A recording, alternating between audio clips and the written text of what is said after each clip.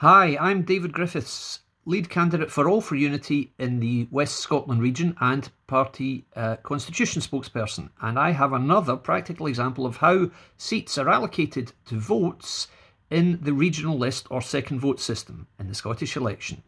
Yesterday I went through the 2016 election in the South Scotland region. Today we're going to look at the 2003 election in the Central Scotland region. So let's look at the list votes for each of these five parties first. Now, as you can see, there are some unusual names there. We have the Scottish Socialist Party and we have the Scottish Senior Citizens Party.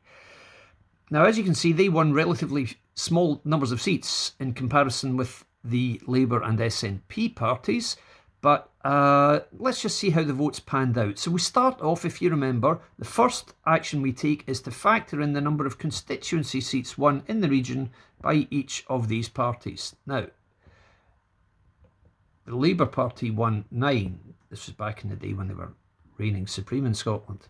The only other party to win a constituency seat in that election was the Independent Party, but that was because they had Dennis Canavan, and so they didn't stand any candidates, or they didn't rather win many votes in the regional list, so we've discounted them.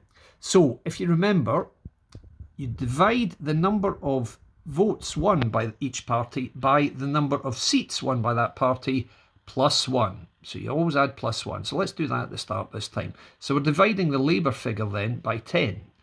Nice and easy, 9 plus 1. And we're dividing all the other figures by themselves because nothing plus 1 is 1, and anything divided by 1 is itself. So those numbers, those votes are unchanged. So after the first round, as they call it, the first round, the SNP has the largest number of votes. So we take the SNP's original total of votes, 59,000, we divide it by the number of constituency seats they've won, none, plus the number of list seats they've won, which is now 1, and we add 1. So that means we divide the SNP figure by 2. What does that give us? That gives us a smaller number of seats for the SNP, and everybody else is unchanged. But the SNP figure is so large still that they are still the winner of the second round of votes. So we run the numbers again. Let's see what this does this time. And this time we take the SNP's initial figure, divide it by 3, which is 2 list seats won plus 1. Now the SNP has come down below the Conservatives, as you can see. So what do we do in round 4? For round 4, we take the Conservative figure, we divide the initial Conservative figure by the number of list seats won, 1 plus 1. So that means we're halving the Conservative figure.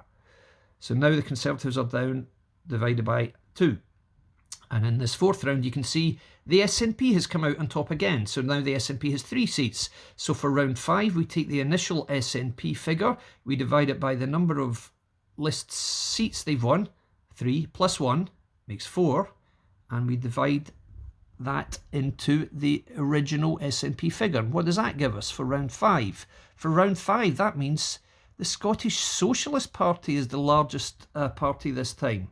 So that means for round 6, we have to take the Scottish Socialist figure, divide it by the number of list seats they've won, 1, add 1, so it makes 2. So we're having the figure for the Scottish Socialist Party, which takes us nicely into round 6, in which we see that now the largest party is the Scottish Senior Citizens Party. So for round 7, we take the Scottish Senior Citizens Party original total, divide it by the number of list seats they've won, 1 plus 1, which means we're dividing it by 2. So that gives us a final tally after round 7 of the Liberal Democrats winning the last round, which means the total number of list seats won by each party is SNP 3, Conservative 1, Liberal Democrat 1, Scottish Socialists 1, Scottish Senior Citizens Party 1.